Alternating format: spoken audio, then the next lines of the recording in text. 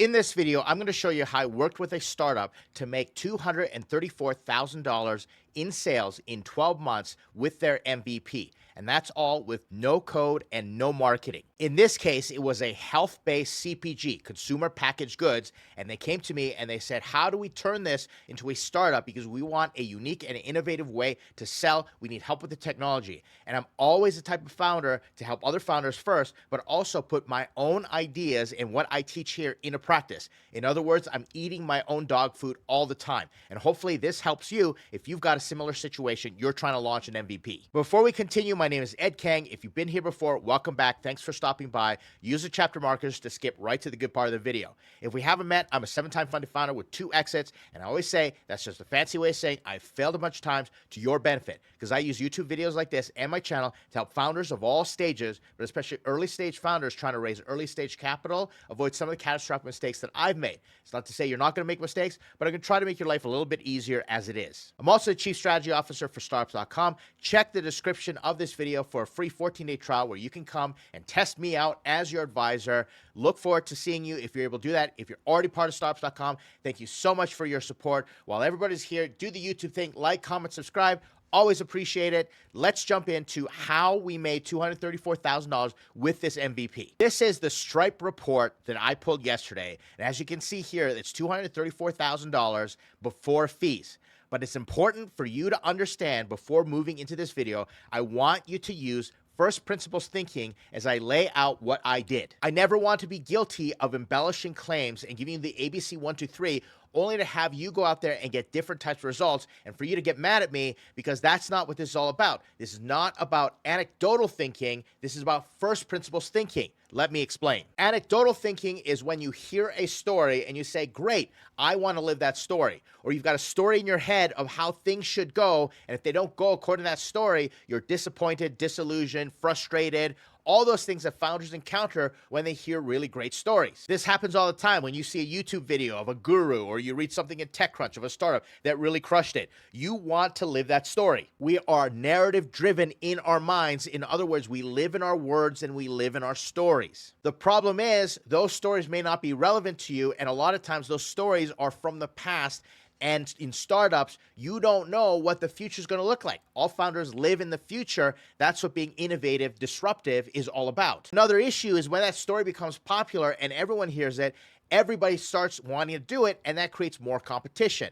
And when it comes to customer acquisition, I say all the time, using anecdotal thinking is the worst way to try and get customers for your startup, because you might have heard a story from somewhere saying conferences are great, paid ads are great, use content marketing, but that will only get you so far if you're just repeating the techniques and looking for the exact same results. What you have to do is approach it like a scientist, which is first principles thinking, and say, okay, let's empty our minds. What do we know about this? What can we experiment and use factual data like a scientist and pick apart the principles that would work universally, not just in my startups, but in your startups out there. What are the universal principles that you need to learn from my story? So there's nothing wrong with anecdotes whatsoever. Stories are great. They're inspiring. They can be very informative. But you want to pull the principles like a scientist, the first principles, and apply them to yourself. And that's what's going to make it relevant, customized to you, and you'll be able to recreate the success based on first principles versus trying to repeat a story and being sorely disappointed. While we're here, it's the same thing you need to do whenever you listen to any of the gurus out there or you see a success story from another startup. Boil it down into those principles and you'll be just fine. That's what this channel is about, and we'll continue to follow this process. So let's take a look. The first thing we did is we turned a vitamin into an antibiotic. I first heard of this concept from NFX.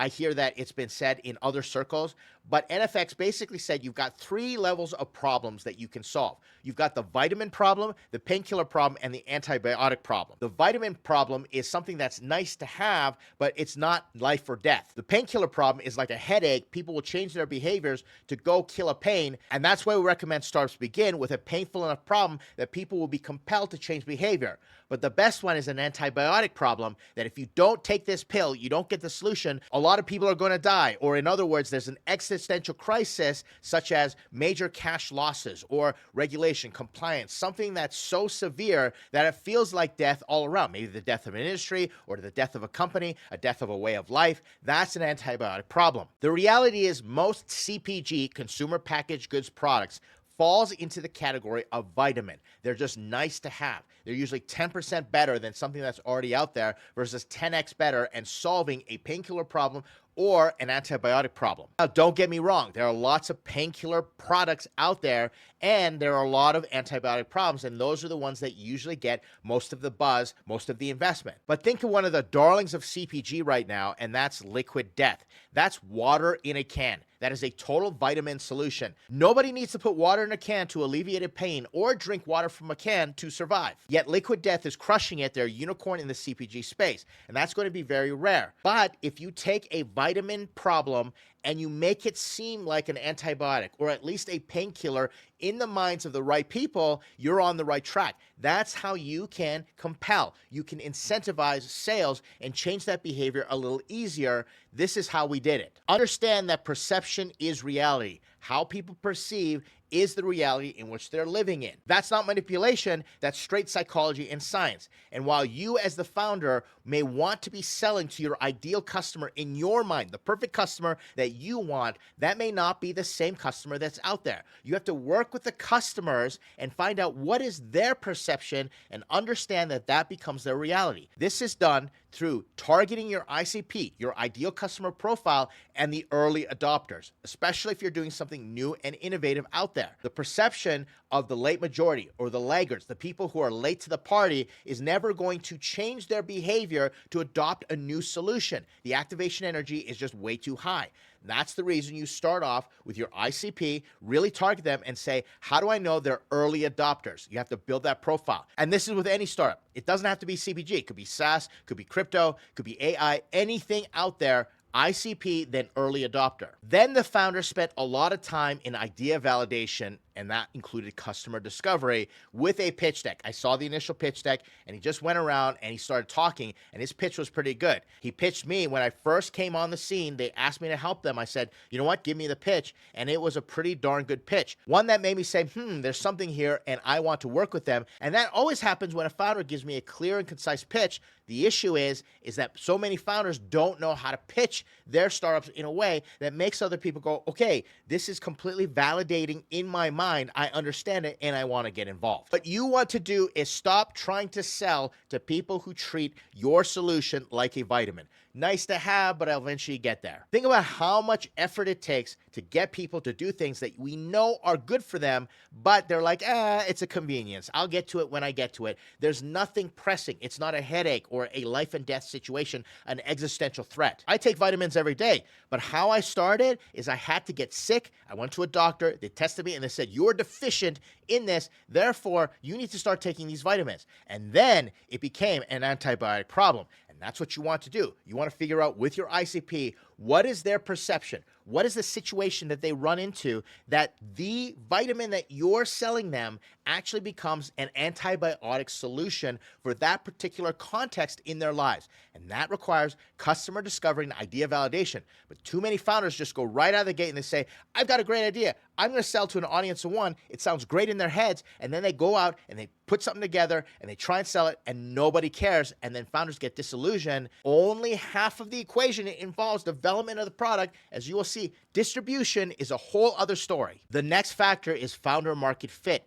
And this is something so many founders ignore to your detriment, especially in today's market where distribution is fragmented and so much more difficult than development. Founder market fit is when you are aware of your market and you have inroads, contacts to the market. It's easier for you to sell into the market. The more fit that you have, the more understanding, the more domain expertise, experience in that market, the stronger your founder market fit, the easier it is to get your startup off the ground. Too many founders go into a market and try to sell where they have no connections, no understanding. They're not savvy to the market whatsoever. Here's a test. Can you pick up the phone and call 10 influential people in that market, 10 potential customers that aren't just customers that could use it, but actually could tell other people, could refer into wider networks? Are they connectors? Are they mavens? Are they the influential people, the key people of influence that have the ability to expand and say, hey, I know 10 other people that you should come talk to? If you can't get that yourself, you're going to have to bring on an advisor or a co-founder to help you.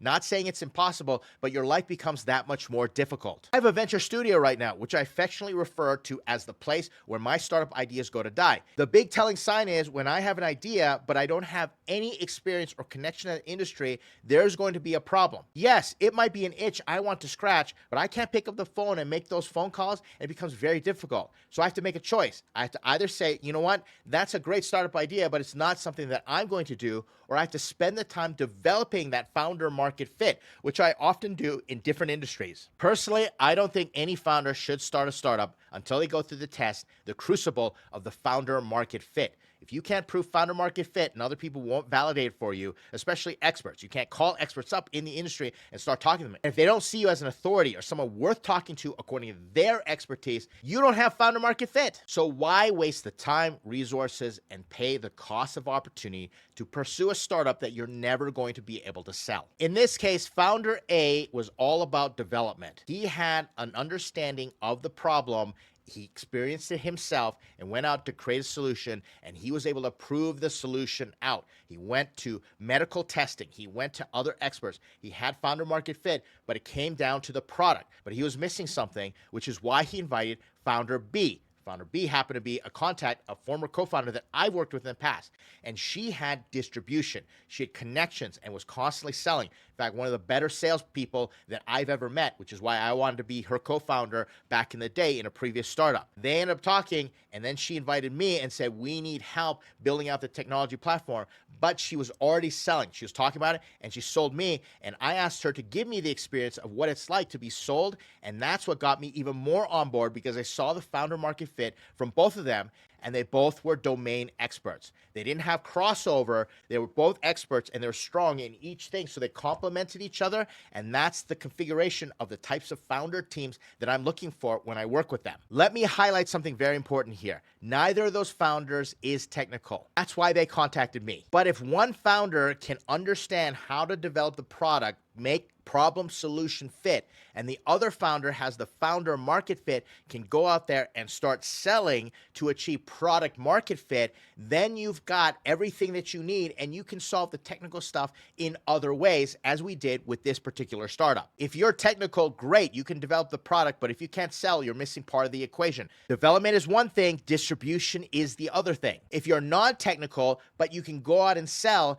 getting a technical co-founder or getting technical help is much easier because you already have the customers. You've already got access to the revenue, and that's just going to reduce the friction that it requires to get your startup off the ground, gather that momentum and that velocity, especially if you're trying to raise funding, because that's what investors need to see. That traction is going to be so much easier. Next, we created a clear and compelling customer journey. This is where founder B really excelled with all the founder market fit in terms of distribution. The first thing she did is she created an assessment-based consultative founder sales cycle. I know that's a mouthful, but the principle of an assessment is very important. Instead of going out and pitch slapping everybody and saying, you need to buy this, and going for a hardline sale, she said, I don't know if you're going to need this. Let's assess you and find out if you do need this solution. From that assessment, she would do consultative sales. And in fact, she got to the point where she could charge for the assessment and the consultative sales because it was so compelling. People were curious and they wanted to know what their assessment came out with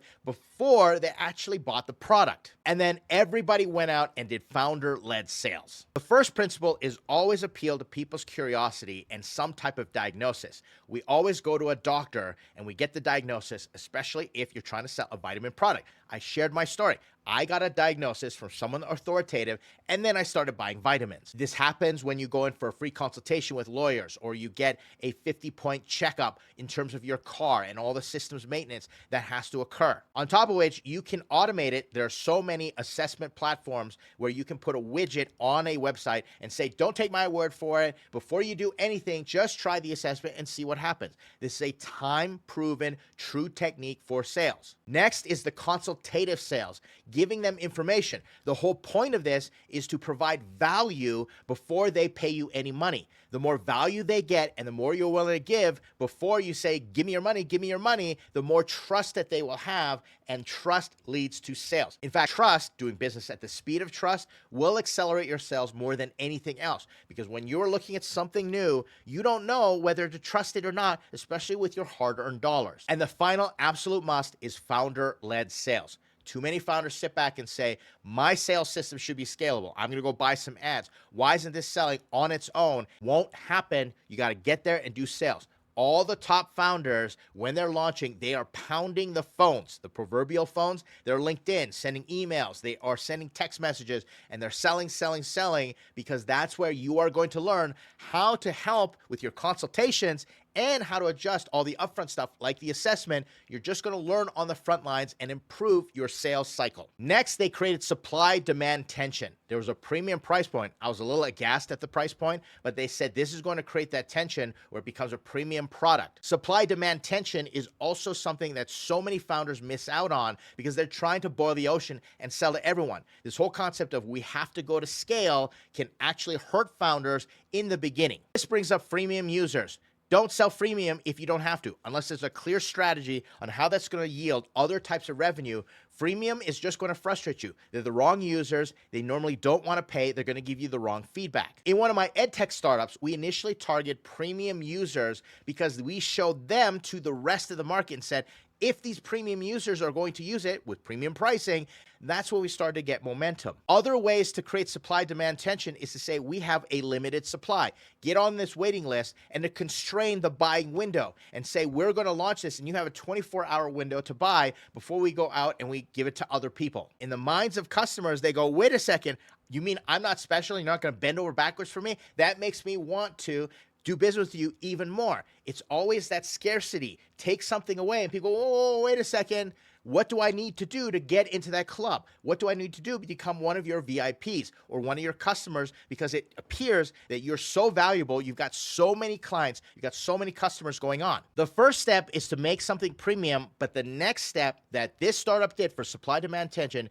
is they created a community. It was a private community for a sense of identity and belonging. They said you can only buy this product if you become a member. And to become a member of this private community, we need to get an intake form. You need to fill this out, this expression of interest. You need to have someone refer you, and we will interview and we'll find out if you're in. Now, this community is based on a shared identity and gave everyone a sense of belonging, especially this community because they didn't feel they belonged anywhere else. And this was kind of like a sanctuary for them, an oasis, someplace they could go where they could be safe because they were dealing with medical issues with this painful problem, and it went from vitamin to antibiotic. But I got to get in the club. I have to be part of an exclusive membership, and that only increased the level of interest, and I see the sales happening over and over again as I watch the metrics. When it comes to CPG, one factor is what your product does for them, what problem it solves. But beyond that, if you want to build value in your brand for your CPG,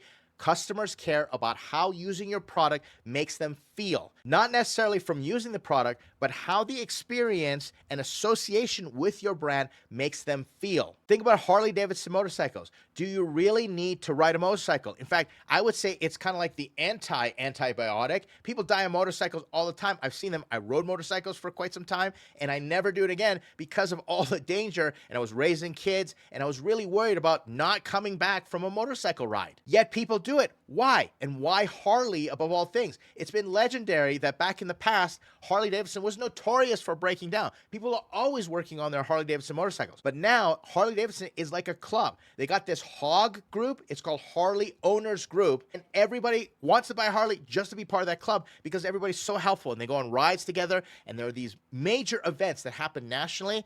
Everybody loves Harley because of what Harley-Davidson makes them feel, how they feel as they associate and experience the brand. And you can do the same thing with CPG. That's why a lot of the rules when it comes to UX are kind of out the window compared to building SaaS.